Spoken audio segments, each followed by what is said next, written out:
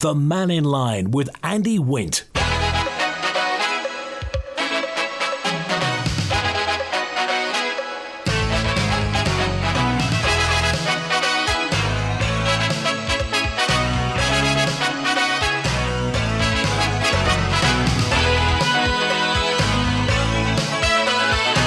Pastor Mike, good afternoon. Welcome to Mannin Line on Manx Radio. Open line through until 1. This time last week, David Ashford, Cabinet Office Minister, was on. And thanks to Alex for holding the fort from Tuesday of last week through to the... Oh, and Phil was involved as well. So now it's you and me through until 1. Text 166 177. WhatsApp, same number. Email studio@manxradio.com. Call 66 13 68.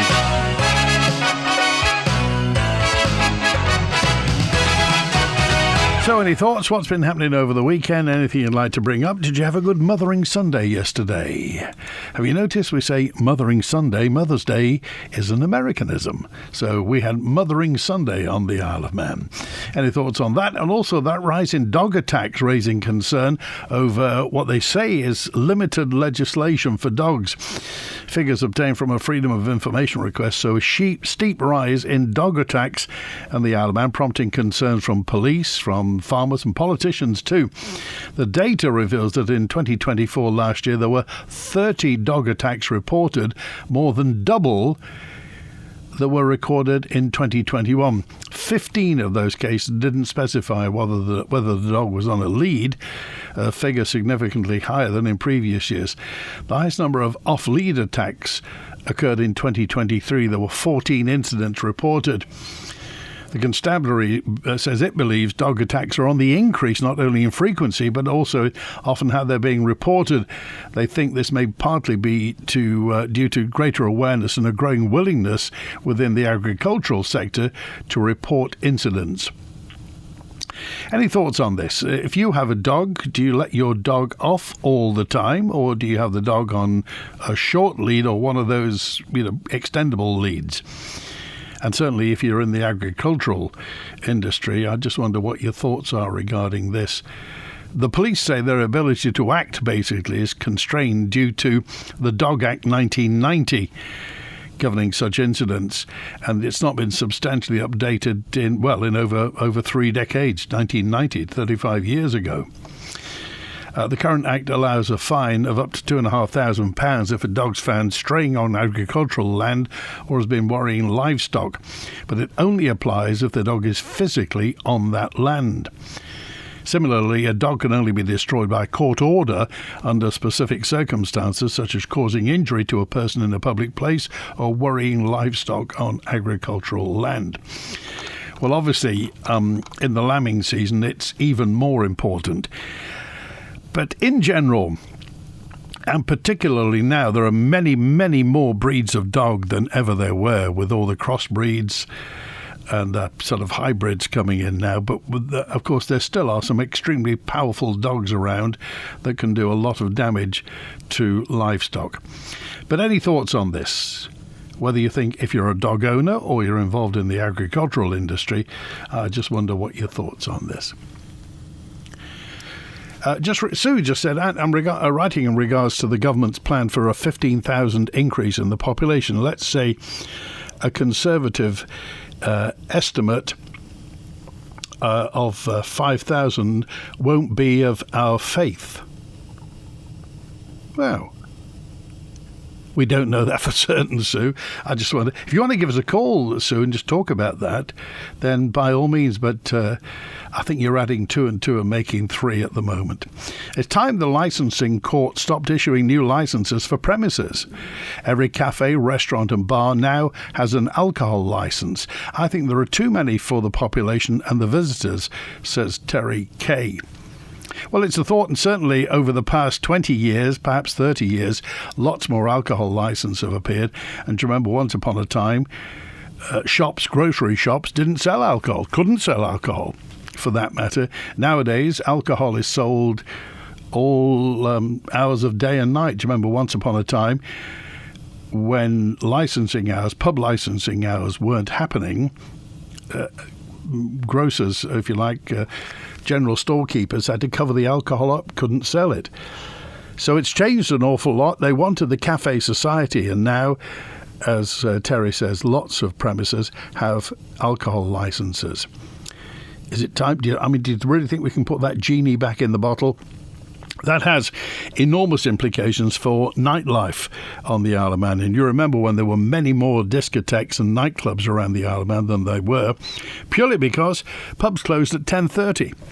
And the only place you could get a drink late on was to go to a discotheque or to a nightclub. Then all that changed, and pubs can stay open now till midnight, 1 o'clock in the morning. And consequently, in common with everywhere else, certainly in the British Isles and most definitely in England, lots of our nightclubs have gone. Do you remember there were nightclubs from one end of Douglas Promenade to the other? With the Cave at one end, Port Jack and Jefferson's at the other. Lots of them have just gone now. There are many, many, many less night spots in the Isle of Man than there ever used to be.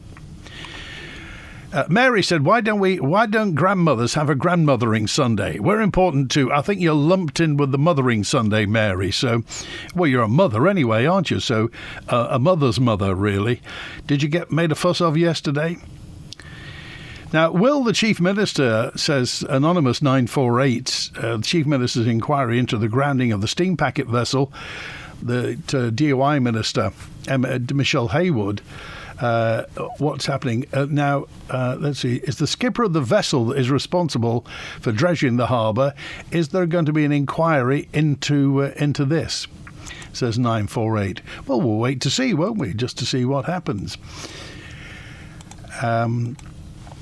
I mentioned that Bar George is closing as well. I just wonder whether you got any thoughts on this. I mean, a very iconic venue. Maybe that is, and once upon a time, half of Athol Street used to be in Bar George at lunchtime. Not anymore at the moment. Oh, and Roger dropped a note in just to say I sent the message in on Friday. Busy show. It was missed.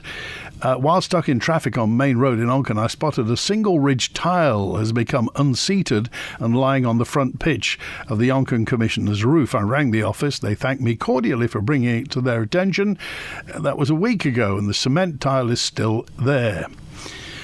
What I think is in a dangerous position directly over the main entrance and the main road pavement.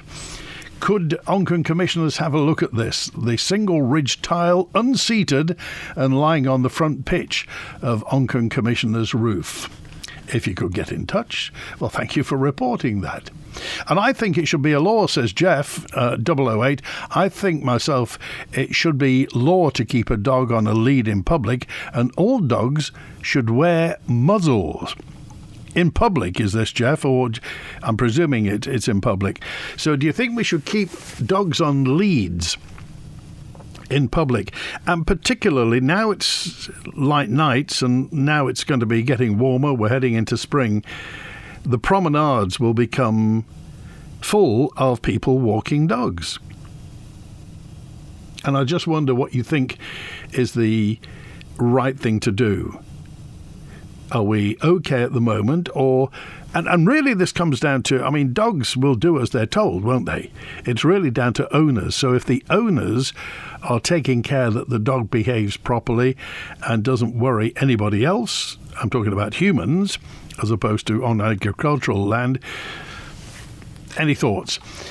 We've not had that many reports of dog attacks on the Isle of Man, but better to be safe than sorry. And Steph, thank you, Steph, 496. I'm a dog owner and I always walk on a lead.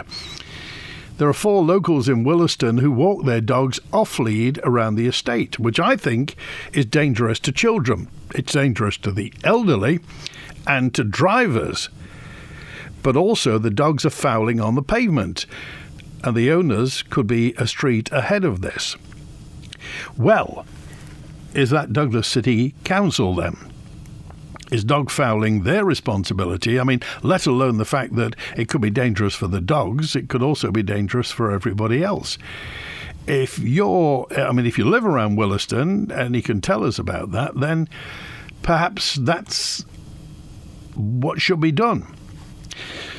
I think it should be the law to keep a dog on a lead in public That's Jerry. And regarding Mr. Allinson's ideas for increasing taxation in various places, including homestay, this will affect people from signing up to the scheme and the effect on the TT, says David. Well, Dr. Allinson was talking about possible increases in tax that could be ring-fenced for healthcare. And we come back to the old MaxCare issue in that if you're going to charge more tax, which at one time on the Isle of Man was anathema. The Isle of Man's name has been made as a low-tax jurisdiction. So raising taxes, I mean, is that just the way of the world? Is it the type of politicians that we have now in Tynwald? I mean, once upon a time, if you'd said in Tynwald, we'll raise taxes, there would have been calumny. There would have been all sorts of to-do. Well, any thoughts? Text, email, call and WhatsApp. On the subject of dogs, says 500, why are we seeing dogs in every retail outlet now? In shops and cafes, everywhere. Well, I'm a dog lover and a dog owner. I wouldn't dream of taking my dog into any of those premises. Whatever happened to just guide dogs and assistance dogs only? We were recently in a well-known coffee shop chain. It was a wet day and there were several very wet and obviously very smelly dogs. And I have to tell you, not a pleasant experience. And by the way, do these dogs really want to go shopping? I don't think so, says 500. Dogs in cafes, dogs in restaurants. It may be that the restaurant owners, the cafe owners, need the trade. And Frank dropped a note in to say any tourists coming to the Isle of Man should be warned that their cars may be damaged due to some third world roads on the Isle of Man. Well, we're coming up to the last day of the financial year, so maybe it'll all get done today, but maybe not. Kirsty and 287 regarding dogs. My dog never goes off lead, and she does not have a reliable recall. Your point about different breeds and more powerful dogs is nonsense. Any dog will chase and worry sheep. Sheep run and can hurt themselves or abort lambs. No dog apart from the farmer's own should be led around sheep, says Kirsty. I was talking about promenades when I was talking about different breeds, Kirsty, talking about the fact that you can see when walking on promenades people with tiny dogs with tiny legs, and you can see some absolute heifers walking around, some enormous things. And big dogs look threatening to some people. Is the promenade the right place for a big dog? Owners of big dogs will throw their hands up in horror and say, well, dogs are fine. And you may well be right. Maybe it's all down to the owner. Lots of messages in which I'll get to in just a minute. I'm really busy so far. Oh, this one's regarding dogs. I think all dogs, says Anna Marie, should be kept on leads when out. My partner and I and daughter used to run the beach in Laxey, and we were always being chased by dogs. The owners seemingly didn't care. You just get loads of grief when you ask them to take control. Also, we don't agree with dogs in cafes or restaurants. Well, if you're an owner and your dog is off the lead and somebody says to you, would you mind controlling your dog? How do you take it? Do you smile and agree, or do you get the hump about it? If your dog is out and the other thing is, if let's just say you're taking your dog on maybe the Moorrook, it's a big promenade, and there's nobody for miles, and you let your dog off, would you be a bit huffy if somebody said, can you keep your dog under control? Right, let's get to the lines now. David's on first. Hi, David. Hi, Andy. Welcome back. Now you brought the son with you. I delivered a card on Sunday to you personally. Hopefully you got it. I've got it here. Can I read it out? Yeah, Okay. please. Okay, It says, "Hi Andy, could you please put out a big thank you to yourself and all your listeners for the kind support I've received. I now have somewhere good to live. A big thank you to everybody," and that's from John with a smiley face card on the front. That absolutely cheered me up this morning when I got that, David. And could you pass thanks on to John as well? How's he doing? Great. I met him this morning, and where he is at the minute, there's other people around, which is bringing him back to health. And he'll be an asset when he gets a little bit older and stronger, as they say. I believe that's going to happen. But, Andy, I wanted to come on and say, because of John's plight, to thank the people, too, for over the island, how great they are of supporting things, and how disappointing that this government and certain agencies within the government are useless. Have you been surprised? Have you been surprised by A, the public, or B, the government? Well, two things. Really surprised about the government. I thought they were better than that, or they should have been better than that. But the public itself, I know people who tap me on the shoulder and say, "How's he getting on? How's he doing?" and whatever. This morning was the same thing. The people that now know him know about his circumstances, which is great, because he's not a person that's just fell off the wagon. He could have been. And I remember him talking to me some time ago, well before Christmas. He probably would have been better in jail and be treated better. And that's a sad thing to say in the Isle of Man with our services. We've got health services, we've got agencies, and I'm just going to bring in two, and it gives me an opportunity to have a go at what we're doing with Retina Bay and these other properties we've got, which could have been somewhere for people that's coming out of prison, people who's sleeping in cars or on the street, or sofa surfing, all those things. And I don't see anything coming from our politicians to how to do things. Well, I think the important thing to say, David, is this is 2025. This is not back in the 1950s, 60s or 70s when, the men used to disappear in the winter and go off, on winter work schemes and what have you. The island is a lot richer than it used to be. And you would think that the government would have something in place whereby, a new reader start here, this is a story of John, who was rendered homeless and at one point was sleeping in his car because various agencies couldn't get it together to get him somewhere to stay.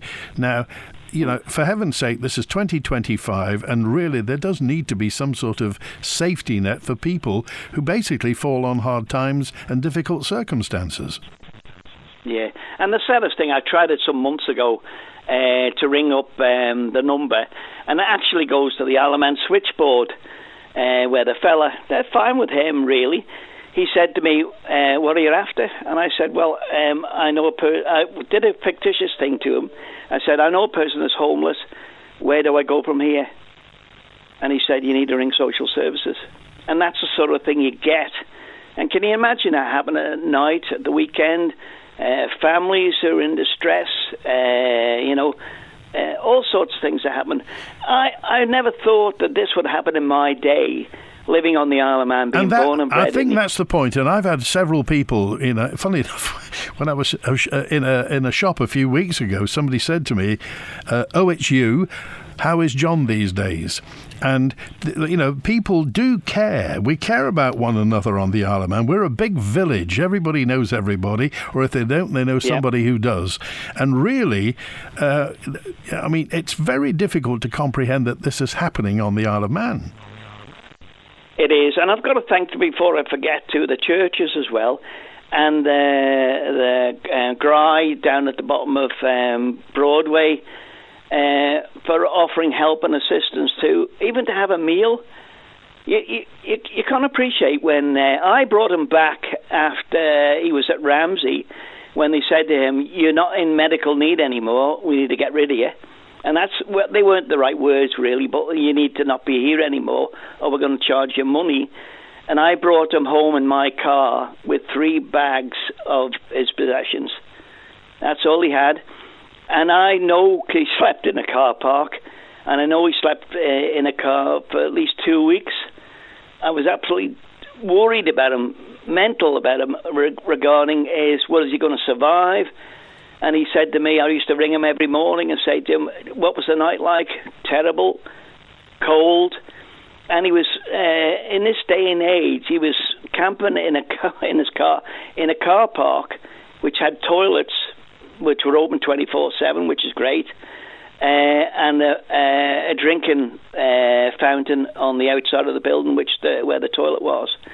And he did that in Uncan, and he did that in Douglas and several places. Well, the good news is now that he's fine, he's on the way back, and he has somewhere regular and comfortable to stay. Yes, yeah, and that's it. And that's I may have gone on a bit too much, but in this day, I really can't believe that there's not somebody out there, and that's why I'm having to go about Retina Bay. It's an asset that the government, well, not the government own. We own it. I keep saying all the time, it's the taxpayer that owns all this property and things in the Isle of Man, the old prison site, the bus station, Summerland, Park Road School, and we own 2 pubs. What are we doing as a government or as a nation to put them back into use or do something? What are we doing for the future? And I can't see anybody doing anything at the minute. And that's sad for me to say, being Manx. Well, right? it is. And as you say, it doesn't seem very Manx. It doesn't seem that people can slip through the net. Circumstances are different nowadays. Families, are all sorts of shapes and sizes now, which never used to be. Yeah. There was a very nuclear family years and years ago. That's changed. That's happened. We can't push that back. But really, the fact that somebody can end up and it may not be John. John's fine now. There may be somebody else. There may be somebody who's moving into that sort of circumstance now and thinking, tonight I've got to sleep in a vehicle, I've got to sleep in a car or the back of a van, and thinking that's good enough. And really it's not. And do you remember the guy that was put back to prison? That was the embarrassing bit, because they couldn't find anywhere for him to stay. He'd done his stretch, he'd done his time, and he was going to be put out is the wrong thing, go out into the community there, but they couldn't find a home for him. And remember the Deemster, or the lady Deemster, said, to put you into safety, I've got to put you back into prison. What's that about? Anyway. Okay. All right, it's good to hear from you. Thanks, David. See you, bye. All the best. It's 28 minutes past 12. I was eating on the promenade, says 382.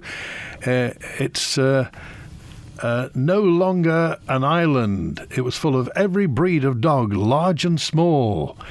So I think Douglas Council need to have a seating area that has no dogs, says 382. How do you feel about the fact that lots of cafes, lots of restaurants now take dogs? Once upon a time, was it?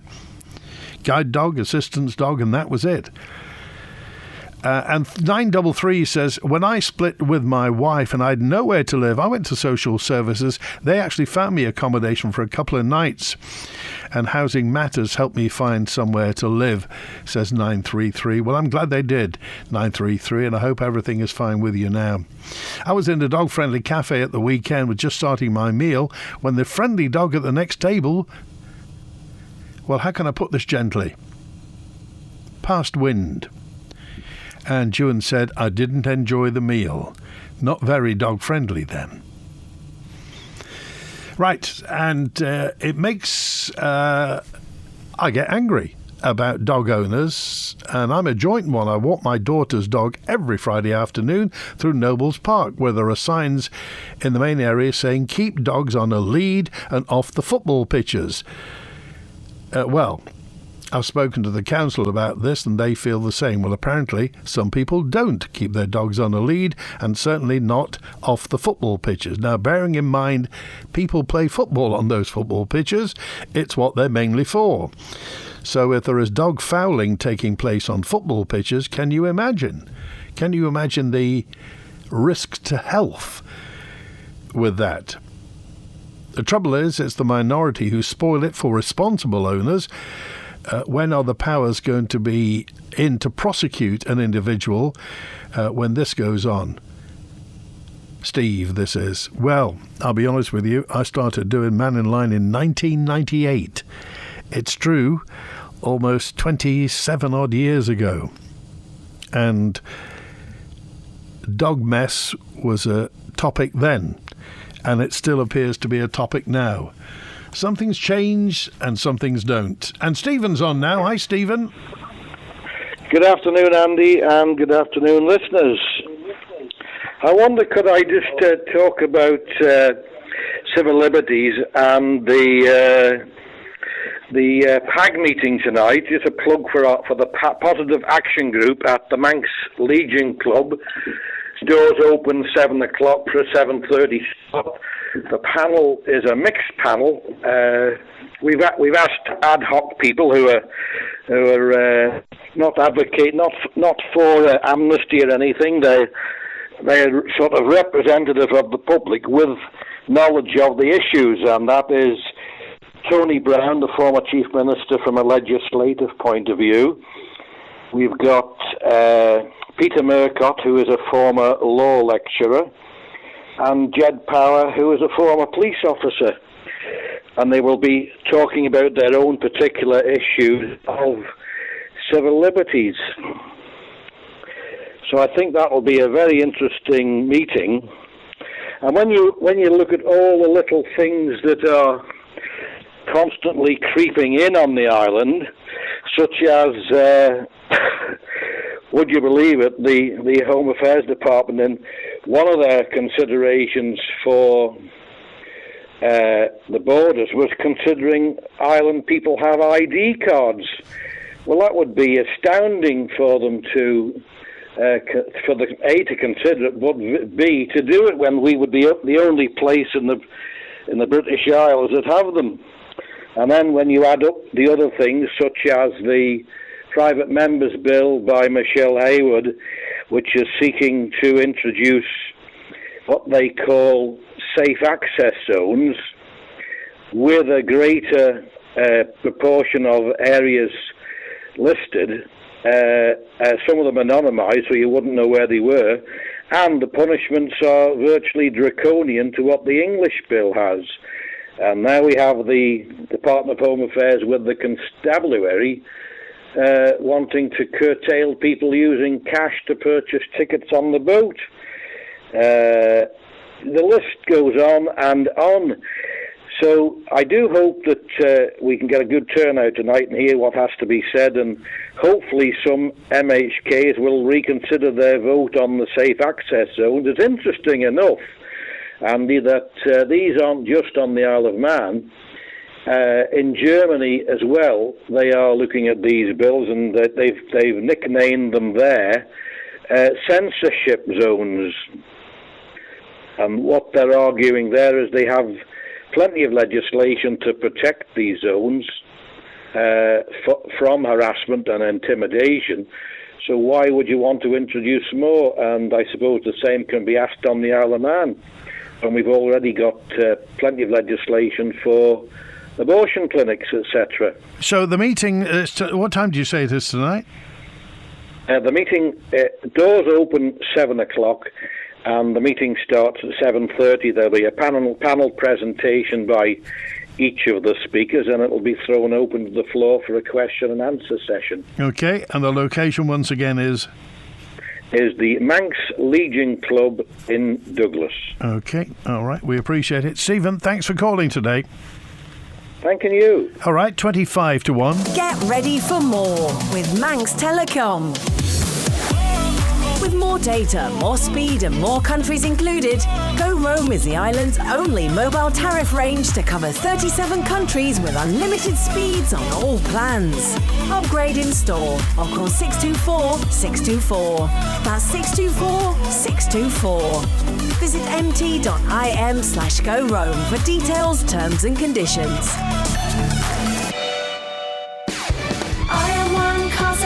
Place to go, great choice and prices so low.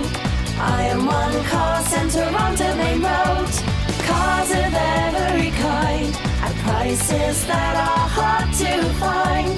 Visit on Facebook to see the range or call 611-040. Great service, choice and prices low. I am one car centre, the place to go. From our castles to our cottages, are museums and the Great Laxey Wheel. You'll find hidden treasures around every corner when you visit a Manx National Heritage Site.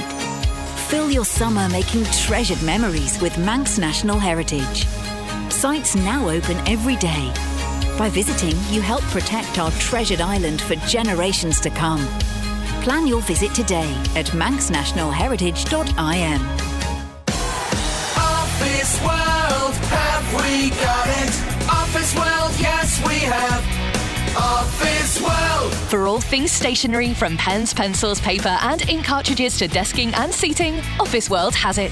Call 666 366. Come down to Spring Valley Industrial Estate, Braddon, to find out more of what's in store. Office World, have we got it? Office World, yes we have.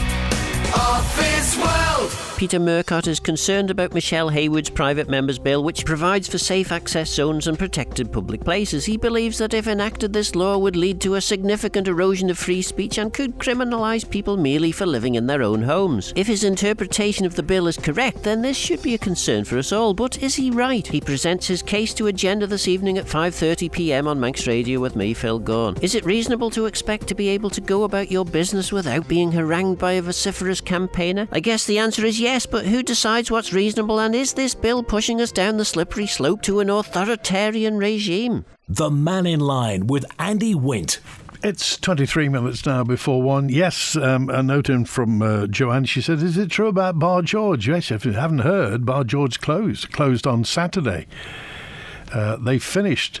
Bar George has ceased trading there after 8 years under current ownership. Of course, they've been there for many years before that. The owners say that the difficulties since COVID-19, followed by huge operational increases in energy, that's gas and electricity to you and me, and supplies, have left them with no alternative to basically that's it, it's all gone. There will be an announcement, apparently there may be some new owners taking over, but we don't know that for certain. But the former St George's Church Hall, Bar George to you and me, has gone. A message in regarding Garth, and this is: we're blighted in Maccled with lazy dog owners who are letting their dogs foul everywhere. We've given pictures of one dog in particular to Garth commissioners and told them where the owner lives.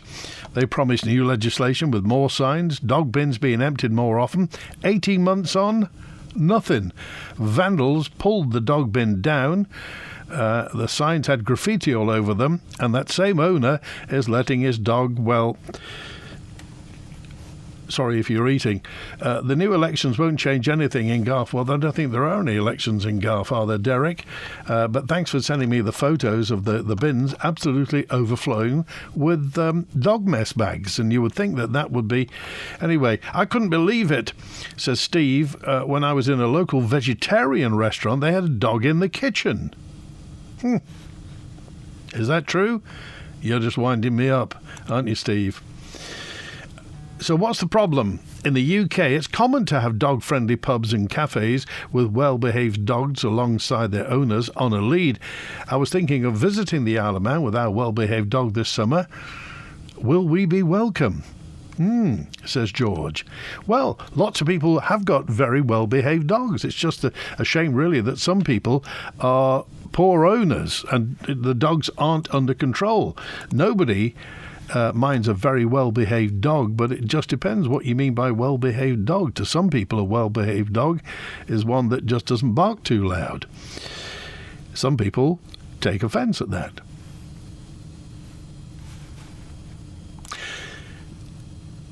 I'm concerned that in the not-too-distant future, homeless John will be offered other solutions to his homelessness, says Victoria. Well, I'm really happy, and I was over the moon to get that card, actually, from John, and I'm glad that David prompted me on it. But it was fantastic. Just one of those human stories that kind of make everything right in the world. When somebody who's been in difficulty gets a way out and gets to live their life, that's fine. But it's strange. I mean, you probably followed the story if you listen to Mannin Line. David's talked for months now, certainly since the start of the year, about John and about the fact that he was homeless, he was living in his car and couldn't seem to find a way through. He was getting help from, as David said, the church and charities and what have you, but he couldn't find a way through. Now, there but for the grace of God go any of us.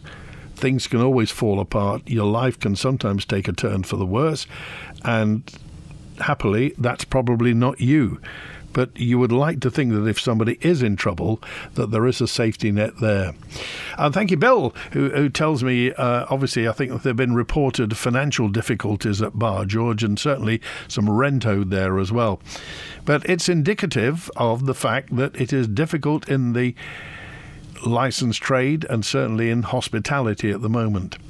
So there we are. Oh, Michelle Haywood, says 572, was on social media on Saturday saying that our berth in Liverpool at Half-Tide Dock is not subject to tidal conditions. Yesterday, the Mannin couldn't unload because of the low tide. It's worrying that the minister doesn't know this fact. Well, I think we got some messages into the radio station about people. Apparently the tide went out very quickly, as it does in Liverpool. That ebb tide goes out. So what's going to happen to Mannin? Manxman was very much delayed this morning. She didn't get away to Heysham until about 11:30. So it's been here, there and everywhere recently. There's a message also that says it is a great thing. Thank you that John got some help and he is where he is now. Well, I think that's great. It's wonderful that that person has been helped. It would just be a shame if it happened to somebody else and he didn't have or she didn't have somebody advocating for them so that they were represented. I don't think the law on dogs needs to be amended. This is 475. It needs to be applied.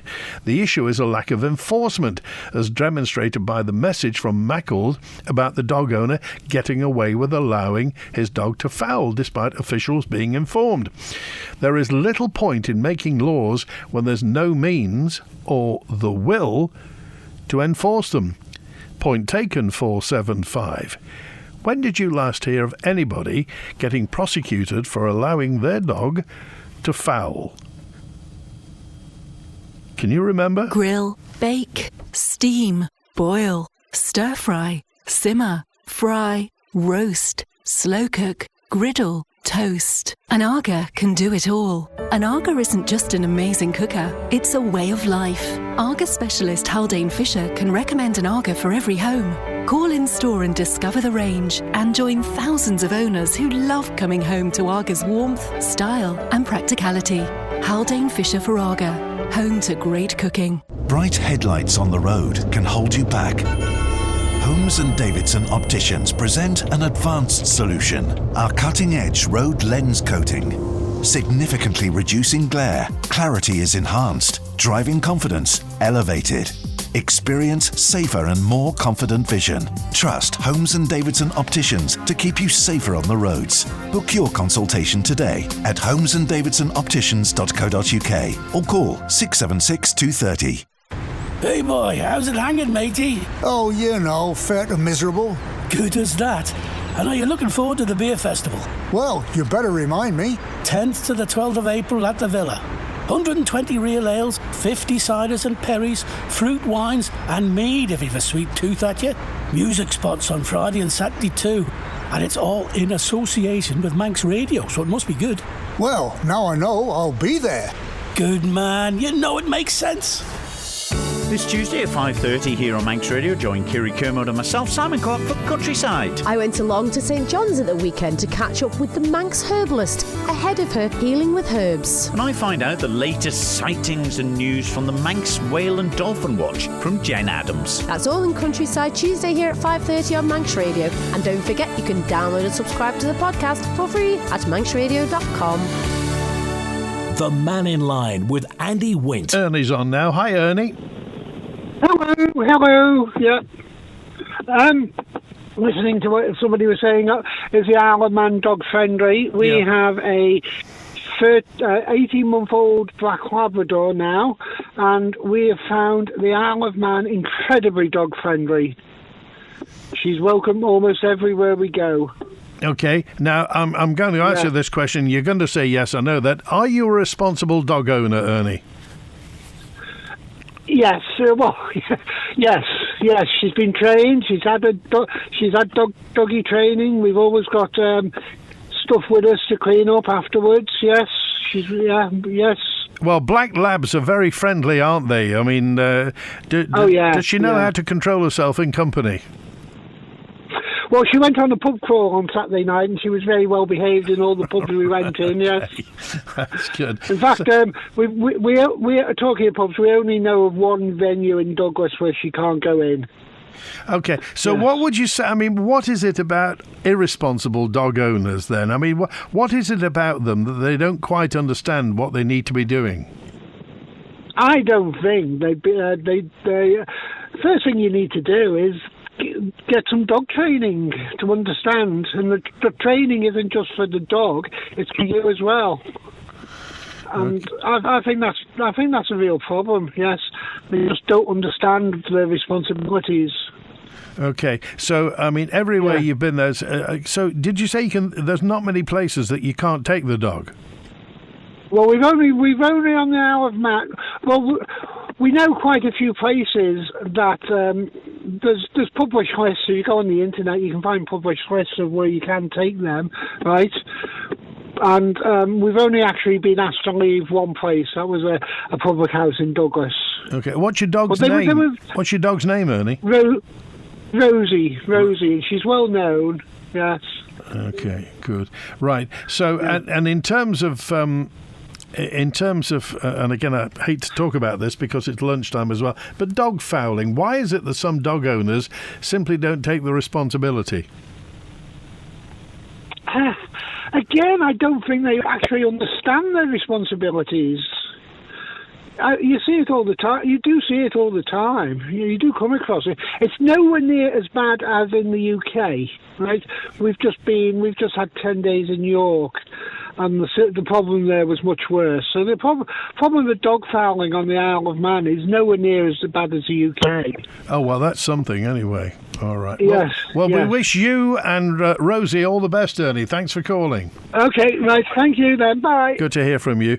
I just wonder what your thoughts are regarding irresponsible dog owners. Is it they don't quite understand their responsibility or they don't care? Do you think that's it? They just simply don't care and think nobody will notice. Well, I have to tell you, everybody does notice. If you're the sort of person, dog owner, that doesn't clean up after your dog, everybody notices, and they'll notice you. They may not mention it, because they probably think you're not the sort of person that can be spoken to.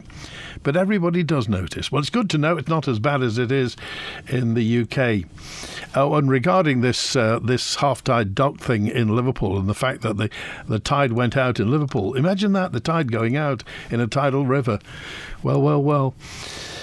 Will the Manx National Rally, big news of course, the Manx National Rally, many competitors are coming from the UK, will they be disrupted by the revised ferry times?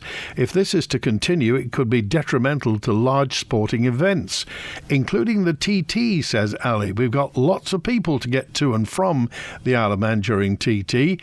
If these revised ferry times are going to happen, what's going to happen here? More importantly, what's going to happen in the River Mersey and also in Heysham, because there's not what you call plenty of space in Heysham. Well, not at the moment, since they haven't mended the other link span.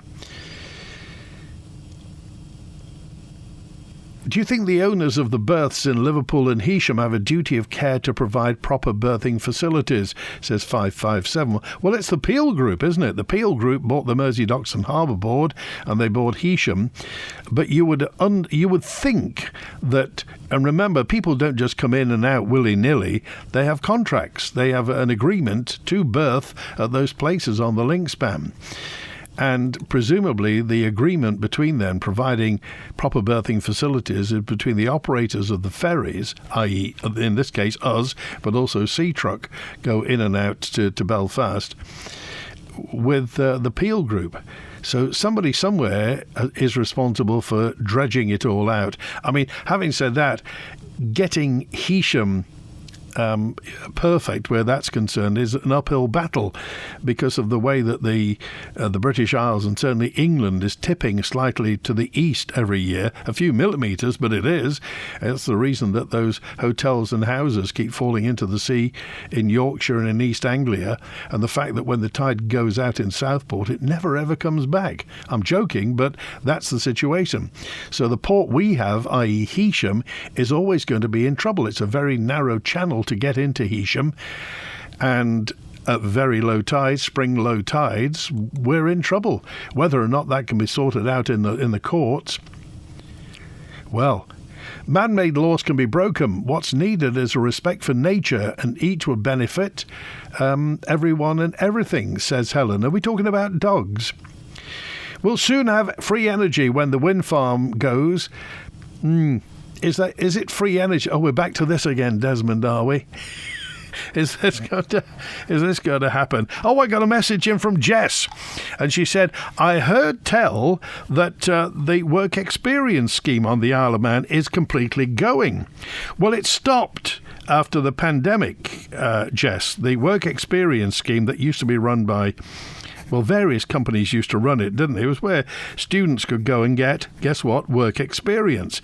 Well, apparently, it's not coming back. Work experience is no more. Previously, all children in Year 10 would have the opportunity to spend a week working in a business. The student would be able to say the kind of roles they'd be interested in doing, and the school would either match them with an opportunity or they could find their own. However, when COVID-19 hit, the scheme was suspended because of lockdown restrictions. 5 years later, though, the Department of Education has confirmed it's still not been formally reinstated. The department insists work experience continues to be an integral part of education in the Isle of Man, but is delivering it through a range of programmes rather than a single scheme. It says instead that students are able to gain workplace insights through virtual resources, site visits and talks by industry professionals. It adds that for some students, work placements form part of certain technical or vocational qualifications. And in addition, those attending University College Isle of Man take part in hands-on learning through site visits, guest speakers and toolbox talks, working with over 250 local employers. Work placements are also available in fields such as health and social care, early years, business, sport, animal management and hairdressing. Well, if you have a youngster who you thought was going to get it and isn't going to, I wonder if that's a topic of conversation, or if you're in the education industry, what you think about this. No plans to reinstate the school work experience scheme on the Isle of Man. Also a message in from Norman, who said, Andy, can you wish Dave Madsen Migdal a very speedy recovery? The TT regular, Dave Madsen Migdal, is recovering from a health scare over the past couple of months. Of course, he's been riding the course for well over 40 years. Dave actually released the news. He didn't want it made public until now, but he's feeling better, so we wish Dave Madsen Migdal all the best. Try walking around Peel, says Frank, especially on the quayside and up through the market square. All the nice new flagstones are covered in dog muck. Oh dear. Enforcement is the key, says 286. Enforcement is the key to responsible dog ownership. Town wardens need to do more. The government got rid of the dog warden. Dog wardens are an integral part of society, especially the Isle of Man estimate. They reckon between 10 and 15,000 dogs are resident on the Isle of Man. 10 to 15,000 dogs. Is that true? Pest control just pick up, but don't enforce. Fines should be on the spot, £20, £50 perhaps. Not never enforced £1,000. A few public fines would scare people to pick up and be responsible. The authorities need to invest in animal officers, but it's not likely to happen. Well, look on the bright side, 28. You could apply yourself and do it. It's a point, isn't it? It says, doesn't it, sometimes £1,000 fine for allowing dog fouling. Nobody ever gets fined. Do you ever remember anyone getting fined £1,000 for allowing dog fouling? So is it the thing now to bring in, and remember, Dr. Allinson could think about this, money-raising idea, on-the-spot fines for uncaring dog owners. And it is the dog owners, isn't it? I mean, it's never the dog's fault. if you're buying a dog, you accept there are certain biological realities with a dog, and that's one of them. So really, it's down to you, the human being, to sort it out. Thank you, Daphne. When we walk our dogs on the fields, we always pick up. Thank you. Thank you. Last week, says Gaz, there was transport chaos in the vicinity of Everton football at the test event. Do you remember? They did a planned evacuation, didn't they, of the new Everton ground, which is literally within hailing distance of our terminal, Princess Half-Tide Dock. Surely this doesn't bode well for the future. For timely travel to the landing stage. Well, it depends if there's ever going to be a boat, doesn't it? Around sort of 5 o'clock on a Saturday afternoon when Everton are at home. But you would think, obviously, the Department of Infrastructure has thought that through. I'm sure they've thought that. So they know all about that.